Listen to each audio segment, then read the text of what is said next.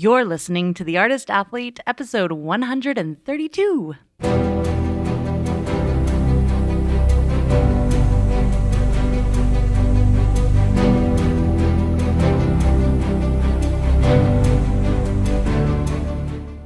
This podcast is dedicated to Circus. It's a place for professionals in the industry to share their stories, viewpoints, and information, and a place for outsiders to get a sneak peek into this world. I'm Shannon McKenna, and I'm the host of the Artist Athlete podcast. So you're going to understand why the podcast title is what it is when you listen to this interview. But, completely randomly, I also happen to be 2 martinis deep, sitting in a Hilton Doubletree hotel, I think they're called. Just randomly somewhere in Burlington, Vermont. It's a long story. If you really want to hear it, you can go to patreon.com/theartistathlete. I do a mini episode every week updating Patreons of my life, but also giving a little backstory to the podcast episodes, kind of a sneak peek into my life and all sorts of other stuff. And it also supports the podcast since we don't do any outside advertising or anything else on this podcast.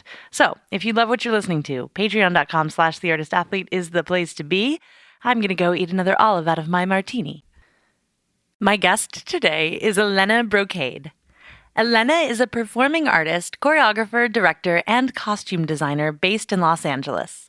She has worked internationally in the aerial arts and illusion magic for over 15 years. Elena continues to innovate the circus arts with creation of the first ever aerial quick change act on Spanish web and introduced the relationship of dance and acrobatics to the setter's role in Spanish web. That's the person who stands on the ground. Spanish web is a rope act where you're hanging from one wrist or sometimes your ankle or sometimes your neck, usually just those 3 places, from a rope or a corde lissé, and someone on the ground is spinning you around very quickly, and that's the setter. Anyway, her role centers around archetypal storytelling, where transformation plays both a role figuratively and literally. She values exploration both in her own work and in helping others find their own artistic voice. Here's my interview with Elena Brocade.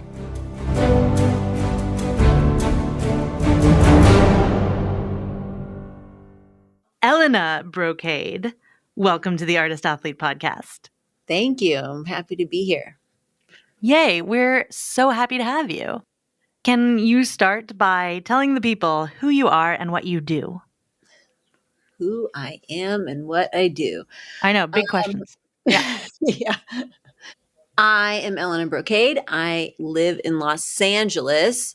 I've been a circus performer for I began my career, I guess, in 2002, mostly doing trapeze, and then kind of moved to all the different aerial apparatuses, cross-training and creating work and stuff like that. And then I also did some Cossack trick riding in 2012. That was amazing, such an amazing experience. I got to ride with the Riders of the Ring for the Circus Floor show, and I was... Wait, that's wild. That's super dangerous stuff. How did that happen? It was a total fluke, which I feel like part of my life is a consistent string of flukes that happen to work in a good way somehow. Yeah, I got a call that they needed a girl to ride as their female rider. They had lost their female rider in the troupe. I had learned to stay on a horse because my sister trains horses for a living and has been riding since she was 9 years old. And the only way I could hang out with her as a child was to get on a horse.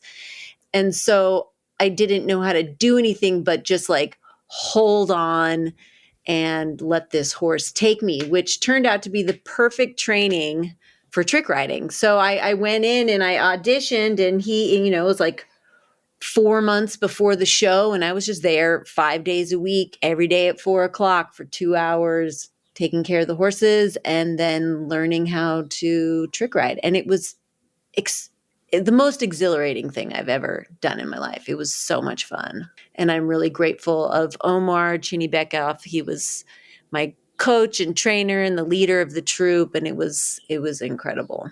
But then I moved back to Los Angeles pretty much right after that. That was in Chicago. And then I got kind of lucky again where I met this magician, Jonathan Pendragon, who needed an assistant. And then I kind of got into magic that way. So yeah, I've kind of have been expanding my circus and variety arts training through these apprenticeships. And that was, yeah, I feel pretty lucky that that's happened. And Yeah, that's super cool. Luck is cool. Here's the thing that I've been doing this podcast long enough to know that it's always the people who say that they've been incredibly lucky who work incredibly hard. Yes. Okay. Now, don't get me wrong. So, like, let's go to that part. Yes. I train. Yes, everything is putting time in and getting obsessed with something and really dedicating myself to the history of something and then to the craft of it. Yeah, I think you have a quick change act. Yes. And for the people at home who don't know, can you explain real quick what a quick change act is before I ask the rest of my question? Yeah. Traditionally, I think this is about 100 or a little over 100 years old, this act. And basically, you are changing from one outfit to the next in lightning speed, 2-3 seconds at a time. And the traditional view is on the ground and it's a man and a woman. The man changes a couple of times. The woman changes like 15 times. And even actually before I met Jonathan Pendragon, I am a costumer. That is part of what my artistic practice is. I love costuming. So I had already bought books and had done a lot of studying on quick change itself. And then getting into the magic world, I was sort of able to learn and develop it further. So my quick change act is I took it then to the air. I transformed my Spanish web act and I do a quick change from a suit into a red dress spinning from my neck. It's so brilliant. It like melds the two worlds so perfectly. Yeah. I remember seeing a quick change act that you did. I think it was like early pandemic times where you were quick changing through the decades. Yes. So you were like going through your house. Yeah. Yeah. So I have 2 more quick change acts that I have created over the last 7 years. The first project was like Alice in Wonderland, where the quick change, instead of, I can't physically grow and shrink, so my costumes do. And then she becomes other characters within the story as well. So I have like a protean style quick change act. Protean act refers to, I don't know if you know Arturo Brighetti. He is a pretty famous Italian quick change artist where it's more story based.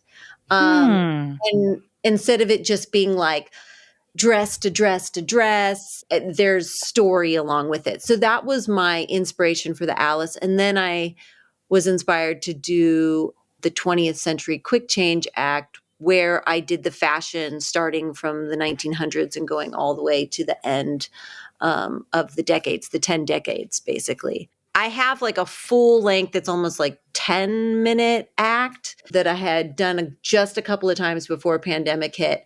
And then I did a sort of revised version in my house during pandemic with the help of my lovely husband and nephew. So that's so cool. Wait, so what did you say? It was Protean? Protean, that's the name? Yeah. Uh-huh. Protean. A protean act, yes. And is that any act of any genre that is storytelling, or is it specifically with quick change? It's specific with quick change, having to do with changing, but storytelling within the changes. And did you have the idea for the act and then learned that that was the name for it? Or did you study this and then was like, I want to make one of these? I studied a little bit of both. Mm. I did study quick change and protean for years. I had found Arturo Brighetti on the good old YouTube back in like probably 2005, 2006, Mm-hmm. and had been like following his work and then had bought the quick change stuff and learned about it. And then I had the idea for Alice, and then that took me further into studying the particulars of it. And through Jonathan, actually, he put me on to other artists who were doing similar things. And then I learned even more about how the process works and more All of the the history. secret quick change things that you probably don't want to reveal. um Yeah, I mean, yeah, I'm not going to talk about it, but you can learn about it. It's not, it's, it's, again, it's less so much the, the secrets you can learn, I feel like don't necessarily destroy it because of the amount of work that goes A into hundred making percent. and the, Yes. and how each costume is actually, there's no, specific right way. You end up having to, you know, become an engineer in a way by just like having to figure out how it will work specifically for you and how each one will work for you. And also, like my goal is to, in all of my work, whether I'm in doing aerial or magic um, or really anything that I do artistically, it's more about the story. It is about like the message or what I'm trying to get across within the act or the piece of work that I'm making. And when you were trapezing all those years ago when you first started, were you also costuming at the same time? Did this trajectory kind of happen together, or what's your like Yeah. artistic history? Yeah. Costuming actually probably came first. So, Okay. I mean, I grew up in Los Angeles and I was much part of the like punk and art rock scene where I went and saw music all the time. And part of, part of going out for me was, or my expression of art at that time was to dress up. And that could be like in costumes or just, get crazy and fabulous. um, Yes.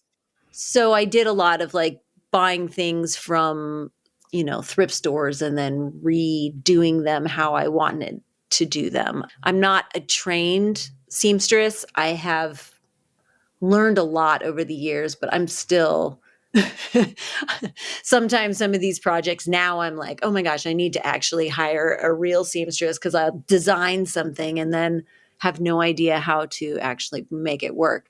But yeah, I would say that costuming was probably my first artistic venture. And then I would be like puppetry and performance art stuff before I got into circus at all. That was sort of my trajectory, I guess, as an artist. And I like to think of myself like my method, if that's a thing in circus, is like I think of myself as a collage artist in the sense that I create something and then I keep sort of building on it as I go. I sort of like even thinking about the Spanish Web, the Aerial Quick Change Act, that that act went through so many different permeations of it. Like at one point, I was really trying to work with my partner. So I was doing sort of adagio in the beginning, and then and then I would go up. And so there was trying to create more of a relationship between the spinner and the setter. And then at one point, I even was working with like two people so that two people were in the air and one person was on the floor and trying to like manipulate the web in that way. And then of course, then I added the aerial quick change And then I also started working with spinners that could do acrobatics on the ground. So they would like spin and then do cartwheels with, sort of, which is the hardest job that I created the hardest job for anybody to do. But so they're like juggling and spinning and and doing acrobatics all at once. But that's Yeah, I kind of think people don't realize until they actually set a Spanish web or spin it for the first time, like how much work that is and oh how how much of a skill that is. Yeah, yeah, for sure. agreed. Yeah. So in my way of working, I think I'm always trying to like continue innovation, continue trying new things, because that's what's fun about being an artist.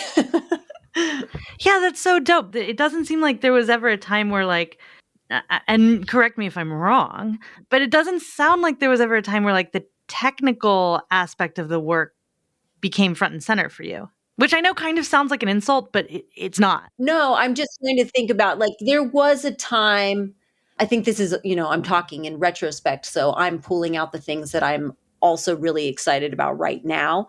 So I think Totally. there was definitely a time period where I had to spend a lot of time on the technical side, especially of being an aerialist, because when I came into it, I had no prior like dance or gymnastics background. I was doing construction at the time. I was 26 years old and drinking a lot.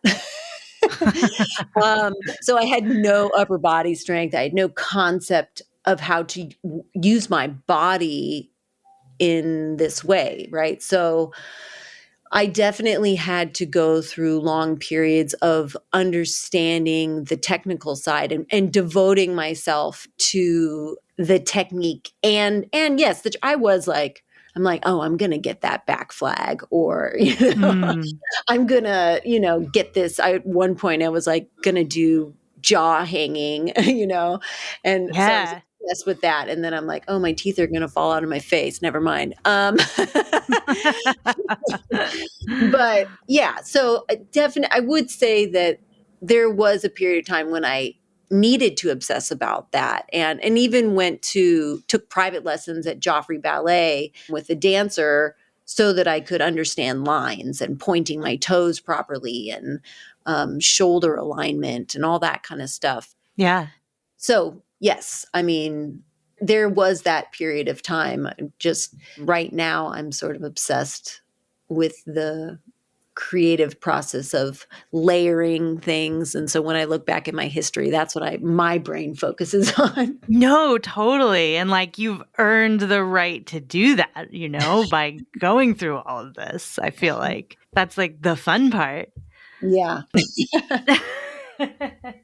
Oh, hey there. I just wanted to interrupt this interview real quick to just say one real quick little thing about myself, which is that I am not only the host of the Artist Athlete podcast. No, no, no. She is a business woman, and I run a whole company dedicated to the education and inspiration of circus artists. That goes from people who are just doing it, weekend warriors as a hobbyist, recreationally, or if you're a professional, you've put in the hours and you need more resources, go to theartistathlete.com. There are a ton of recorded workshops, online manuals and ebooks, everything you could possibly need from me and from some guests on this show about everything from nutrition to training your shoulders to really specific aerial moves that you need to master. Again, theartistathlete.com. And just because you went there from listening to this podcast, use code podcast and get 15% off your entire purchase. That's right. Theartistathlete.com. Use code podcast at checkout for 15% off your entire purchase. And have a great day. Back to the episode. When did maybe you never stopped drinking too much and maybe you never stopped construction, but I'd have to imagine at some point you got a little more serious about the aerial stuff, the performance stuff, and like started making your money that way. Yes? Yes. What was that transition like? That was in and around like 2007, 2008. So about 5 years into training and stuff. At the time I was in Chicago, I had met Shayna Swanson in 2007, and she became, I mean, she's my best friend. She's amazing.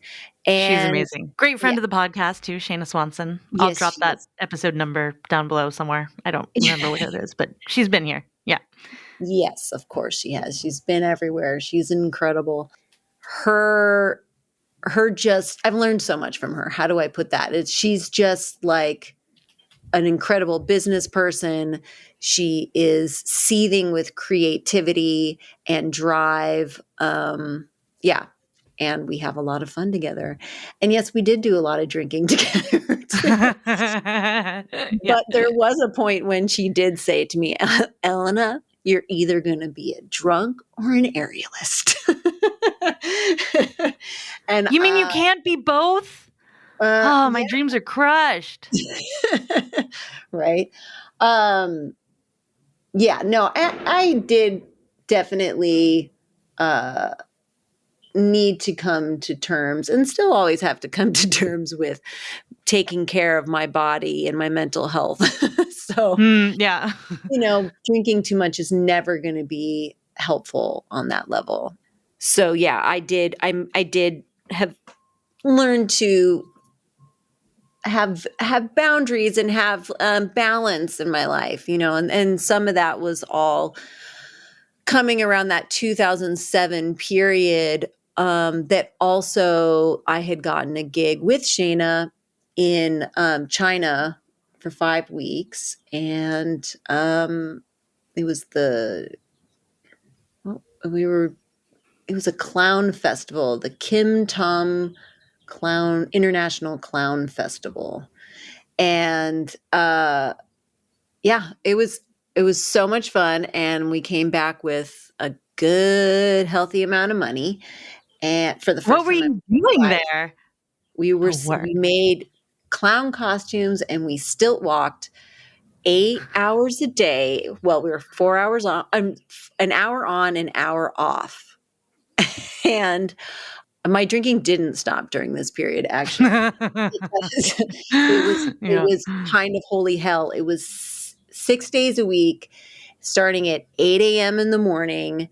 Literally, I just had Kahlua in my coffee all day long, and I would walk around this large park, and there was this tree that with my stilts, I could like just sit up onto the tree branch and put my huge giant stilt legs up and pretend to be the sleeping clown.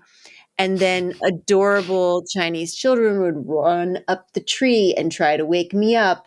And that was my drunk stupor for reals. And it was, yeah, we had a great time, but I did come back with a good amount of money. And that's when I started to transition away from doing construction.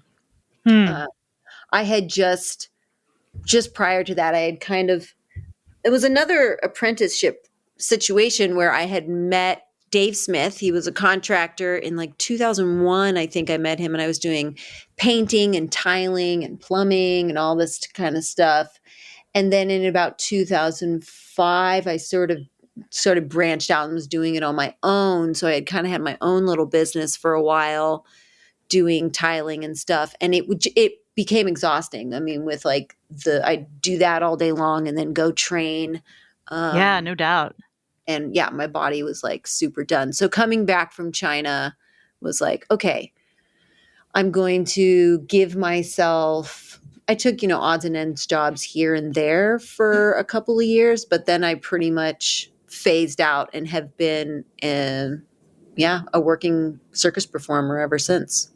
What kind of work do you find yourself gravitating towards or getting hired for? There's like because there's the people who like go for the big contracts. They want to work for Cirque du Soleil. They want to do this Right. stuff. There are people who do like TV. What's your thing? I think niche is the word. I have definitely, especially in the early part of the career, a lot of my jobs came through corporate. I love traditional circus. Me too. So working, yeah, I just super into it. I love variety circus. I am much more drawn towards like the Zinzanis and the GOPs of Europe. the absinthe kind of thing. I'm not particularly interested in Cirque du Soleil. I don't like the idea of working for a company that sort of usurps your independence as an artist, and you know, you're doing what those directors want you to do. You're kind of slapped into their model. I'm not into it. I like to make my own work, and No, I that's don't. so interesting. And that's such a good distinction because I know acrobats out there who are like, all I want to do is work for Cirque du Soleil so I can just show up and do the tricks. And I don't have to worry about what costume I'm wearing. And I don't have to worry about what music I'm performing to.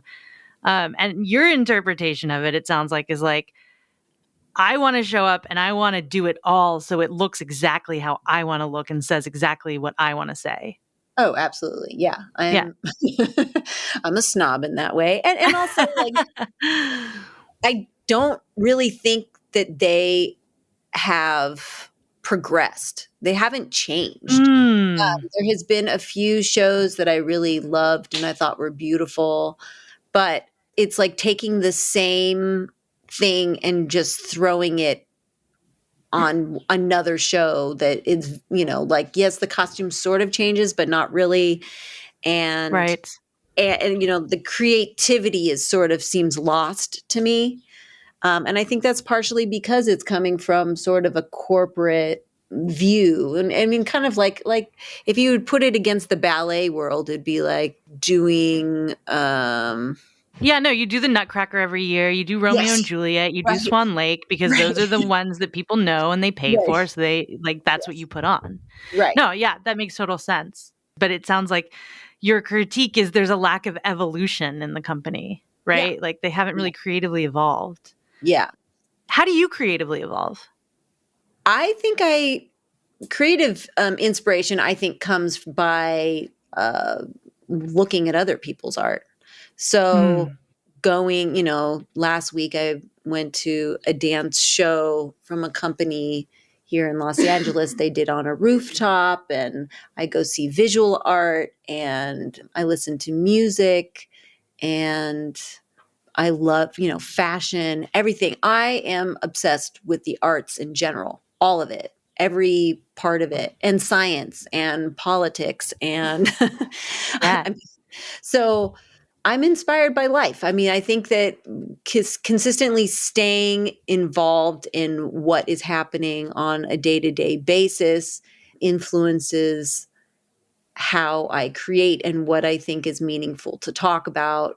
20th century quick change fashion also came about as a conversation about the women's movement through the 20th century and how much we've gone through, and you know, our from the beginning, from the right to vote and ending with this Me Too movement. It's, you know, it's not, it's like a trajectory, and it's an important conversation to have. You mentioned at the very beginning of this when I was complimenting you on how much I love that Spanish web act, the iteration that I saw. And you said, it hasn't changed that much, except for the quick change. It hasn't needed to change that much. So, with this idea of like evolution, how do you know when something needs to change? What does it look like to reconstruct an act? I may have totally misspoken too, because I wouldn't say that it hasn't changed. I mean, in some ways it hasn't changed. There, I think when I was saying that, I was like, there's some core structure things that are identical to the very first time I performed them in 2005. Hmm. uh, Hmm. but yes, it has gone through many iterations of development. And when do I see that change? I mean, again, I think this comes down to the inspiration question. I kind of have these bursts, like aha moments at various times over the years, where I am, you know, a lot of times I feel like it's when I'm driving. I'm driving, I'm listening to music or Hmm. something like that. And then I'll just be like, oh my gosh, what if I did this? Kind of a thing. And I think partially it also comes down to not getting all of the work that I have strived to get. And not been picked up by jobs that I've wanted to get. Some of my innovation and creativity has come from places of disappointment where I'm like, why didn't I get that job? Or why did this situation not go through, or that audition not work out, and whatever, or you like send people your stuff and then you never hear anything ever, ever, ever, You ever. send it out into the void. Yes, Yeah. absolutely. You're like, just reject me, please. Acknowledge Yeah. my existence. Yes, exactly. 100%. But So did yeah, that so inspire change because you wanted to I'm sorry to interrupt. Did that inspire change because you wanted to adapt to what they were doing, or was it a reaction like, well, if you don't want me, I'll show you? Like what did that look like? that's funny. I think that is a good way. That is probably more my my thing is like, fine, you want this? Well, I'll show you that I can do this and this will be better. I am probably a little bit more obstinate when it comes to those kind of things. So yes, I don't think it's so much trying to do something that they will want, because that's so ambiguous and I don't really know what other people want. And I don't even necessarily think that I have created something that other people want. Even Hmm. even with doing the aerial quick change, I still have yet to be hired to do the act in like a 3-month contract, which I would love to do. It still Hmm. evades me to get certain jobs that I would really like to get. And for, who knows, a myriad of reasons why that can be. I I do sort of feel that the whole luck thing that we're talking about, it's like there is a little bit of luck that comes in and being in the right place at the right time, or knowing certain people. Just in general, this business tends to be, well, I think all businesses really, but even more so in the entertainment industry, we do have there is a tendency to be like, you get work because of who you know. Yeah, um for sure. and so there, like, I don't think my luck has played out in that way per se. It has played out in a way where I've instrumental people have come into my life to introduce me to amazing things and artistic ventures that I have immediately jumped upon and grown from. And I'm really grateful for that. But yeah, I haven't had the experiences of long contracts. And I think that because of that, it has both given me motivation to innovate and also time to innovate. Um, Hmm. so I could see that as a blessing, which some days I like to think of it that way, and other days I'm not so positive. No, that's such an important I mean, like, I know people who, literally have been doing the same act for 10 years because they are, poor things, constantly booked, and so they never have the space or time to actually be artists, They're very Yeah, much like technicians who are doing the act, the thing, yeah, you yeah, know, yeah. but they're not tweaking it or looking at it in any other refreshing it or taking the kind of risks or collaging it the way you're talking about. Yeah, it's and yeah, both sides are, the blessing and the curse, right? They're kind of Hmm. the flip sides of the same coin. And I mean, the creation process is I am elated to be in the creation process. But then there's also the side of like, in the few contracts that I have gotten that have been like over long periods of time, the performing of work, even if it's the same act, however many times, there is there's those places that you get to play, that Hmm. you sort of, maybe your story changes in your head about what the, and what it's about. Performing in general is its own just delight. There's nothing quite like it. It sounds like for you, a goal is to like keep doing those longer contracts with the Yes, work you have. Yeah. yes, yeah. I would like to. I think that would, for me, I think, because then again, it's that playing out of something that you can now play with the intricacies of the movement and the music and the story in your head. And that can evolve day to day in the performing of it and in the interaction with your audience. So, yeah, I would like to now take these acts and have that experience with these acts. Yeah, that's kind of the next step. I do feel like I have come to a place where I'm like, oh, okay, now I've created something that I feel is succinctly me and has meaning that I think is relevant to me and also to a greater audience. And I want to share. I want to get onto the stage Well, more. and it's also very fresh. I mean, I haven't seen a lot in the last, 2 or 3 years. Who has? But I I I don't know if I know another aerial like Spanish web quick change act. Like I feel like what you're doing also is really unique. And it surprises me that you're not getting more offers. Yeah, me I too. know that's not a question. That's like not a podcast thing to say. I'm just like, "What? What?" So, are you working around LA? Like, what's going on?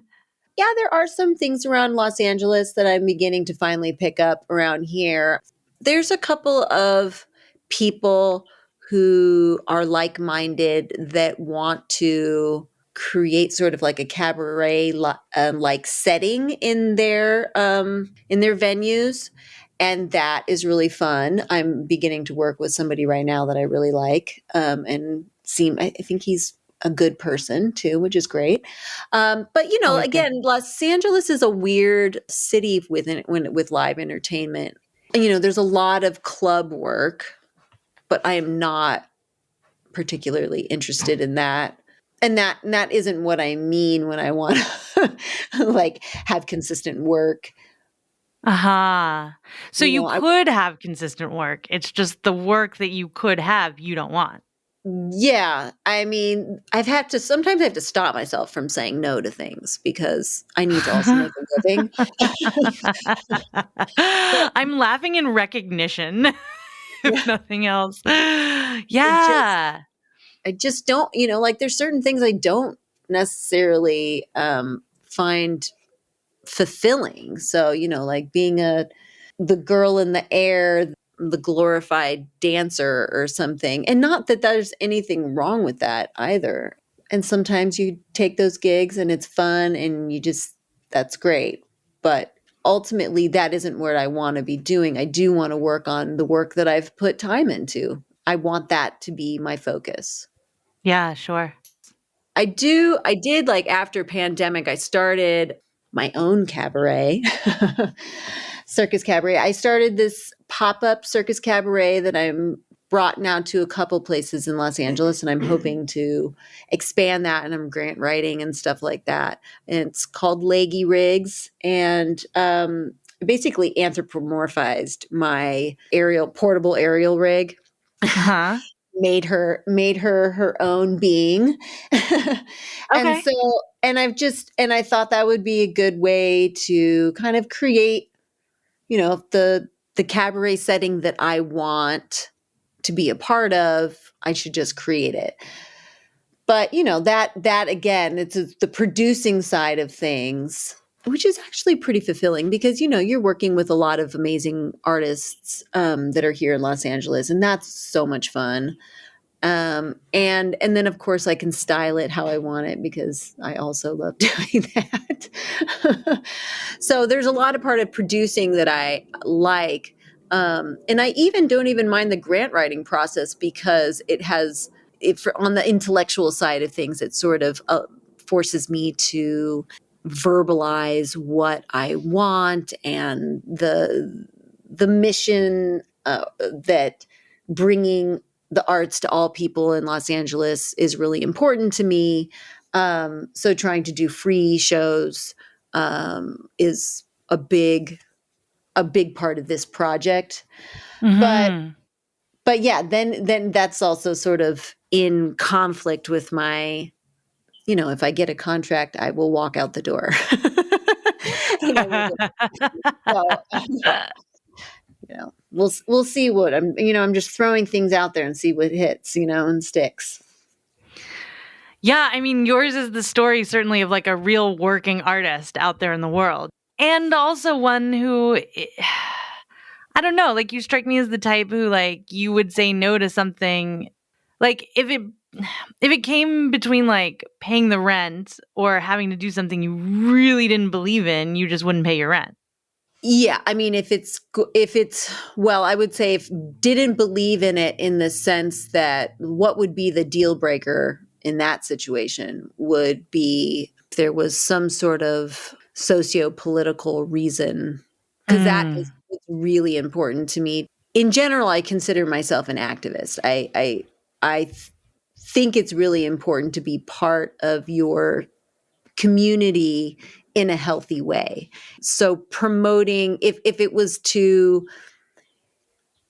get a commercial promoting something that I disagree with, I would absolutely not take it. If it's, flying and working in countries that are occupying other countries, I would not do it. Those Mhm. kinds of things I definitely, that that is very important. Um, if it means I might have to take a club job one night, if I need to make my rent, I will. Yeah, yeah, yeah, yeah, yeah. Yeah. Getting in a gold sparkly suit and doing the Yeah. splits for an hour never killed nobody before. No, no, I just You're all right. yeah, I can Yeah, handle I that. feel you. Cool. But What advice would you give to yourself at the beginning of your career? I guess what my advice would be is not to be afraid of failure. I do think that for the good first 10 years of doing this, I would be afraid of not succeeding, and that would sometimes paralyze me from actively working on things. So yeah, like sometimes even like it would stop me from training certain things because I'd be like, oh, I'll never be able to get that, instead of just training. uh, and then being like, oh, okay, time take. Like, yeah, I think that's the big one, not being afraid of failure and not being afraid of other people not liking what you do. Hmm. That's really surprising to hear because it kind of sounds like you march so much to the beat of your own drummer that you were afraid of people not liking what you do is True. I do and I have, but I still think that the fear was there and caused me to not actively go for things uh, Hmm. because of that. Like I didn't, I had friends of mine that had trained for less time and were already applying or auditioning for things. I didn't do that as much. Like I would spend more time in trying to perfect things before I would just like get out there and push things. So yeah, and this partially comes up because of time. I think part of like why haven't I gotten jobs that I've wanted to get? And I think part of that comes from a fear of like, oh well, they're not going to want it, or a fear of, I send people stuff and then for me to do a follow-up email is still difficult for me. Hmm. um yeah, there's still hesitation in my presenting of myself. So yeah, I'm still telling myself that. Don't be afraid. If they say no, they say no. If you don't hear from them, they don't. You know what I mean? Yeah, you won't die. Yeah, yeah. And I still don't put myself out there enough. Thank you for coming on the podcast today and putting yourself out there enough to say yes to this and You. saying all of this because I have so many interviews with people where they're like, yeah, I did this, this, and this, and I go through the world and it's just all sunshine and rainbows. And it's actually really refreshing to hear someone who's like, no, I'm mired in my own like self sabotage. constantly, and I'm fighting against it, but I believe in art and activism, and I'm making these great things in the world anyway. So thank you. Yeah, well, this is really fun.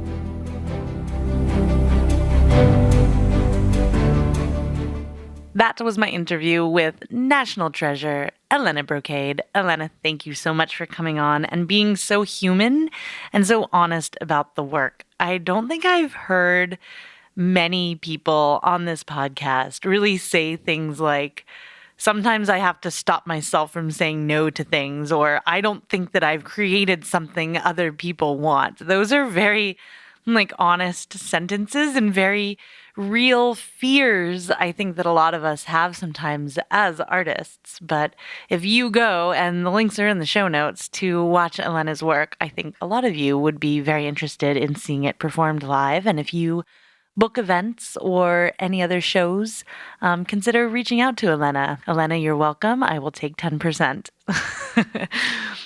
To find Elena Brocade on Instagram, you can go to Elena_Brocade. Elena is spelled like Elena, but pronounced like Elena. Her website is elenabrocade.com. And as for me, for aerial training tips and inspiration, you can go to the _artist_athlete. My website is theartistathlete.com. My Facebook is The Artist Athlete. I am also on TikTok. I'm not really, though. I don't know. I don't know. But you can find me there, the _artist_athlete. But really, the main place, if you love what you're listening to and you want to hear it more, you want it to keep going, patreon.com/theartistathlete. We're sitting solidly at the 180 mark for Patreons. And if we get to 250, I'm going to make a bunch of t-shirts, and that's going to be rad. So if you've been listening for a while and wondering, when's my time to sign up? Now's your time to sign up, patreon.com/theartistathlete. Thanks for listening, friends, fans, and foes. I will talk at you next week. Unless you're on Patreon, in which case I'll talk to y'all even sooner. Bye-bye. The Artist Athlete podcast is supported solely by donations from people like you. Here's what some of those people have to say. Hi, my name is Noah and I do hand balancing. Hi, my name is Woody and I do Leo walk. Thank you for listening to the Artist Athlete podcast. Hi everyone, I'm Dominique, a ground acrobat, trapeze artist, and coach, currently bringing circus to the extremely cold but very beautiful Northern Ontario, Canada. Circus has changed my life and I'm so grateful to everyone in this community. Find me on Instagram at DomUpsideDown or my website domupsidedown.com. Aloha! My name is Beth Russell, and I live on the beautiful island of Maui, Hawaii. I am an aerial artist and movement instructor specializing in chakra yoga to keep me balanced and grounded. I play with silks, trapeze, lyra, rope, acro, aerial yoga and dance, slacklining, pole, bungee, and climbing. Really anything that goes up and allows me to explore 3D space. You can find my dedicated aerial page on Instagram at Maui Aerialist. If you find yourself coming to Maui, let's play. Hey there, friends, fans, and enemies. This is Chris Alston, Patreon of the Artist Athlete podcast, straps artist and lyra performer and acrobat out of Greenville, South Carolina. So if you're ever passing through, make sure to stop in and see me and my friends. We have a wonderful space and we'd love to see you. Hi, my name is Erica Lee. I'm from St. Louis, Missouri, and I'm an aerialist. I teach performing arts to elementary school during the day and do pole and swing and rope by night. I really, really like the Artist Athlete podcast because it gives me a lot of circus goals to look forward to. It gives me a lot of insight on what's going on around the world in circus, and that's why I'm Patreon. Hello all. Thank you for tuning in to the Artist Athlete podcast. I am Opal Schwartz from Minneapolis, Minnesota. If you're ever in the cities, feel free to stop by the Aviary Minneapolis. It's a great time. With that, I hope you all have a wonderful rest of your week, and goodbye. Hey there, artists and athletes. This is Andy Smith, owner and artistic director at Saltaire Circus School in Jacksonville Beach, Florida. And I want to thank you for contributing to the Artist Athlete podcast. If you ever find yourself down in Florida, come check us out. Whether you're an artist, athlete, or someone ordinary just looking to be extraordinary, we got a place for you.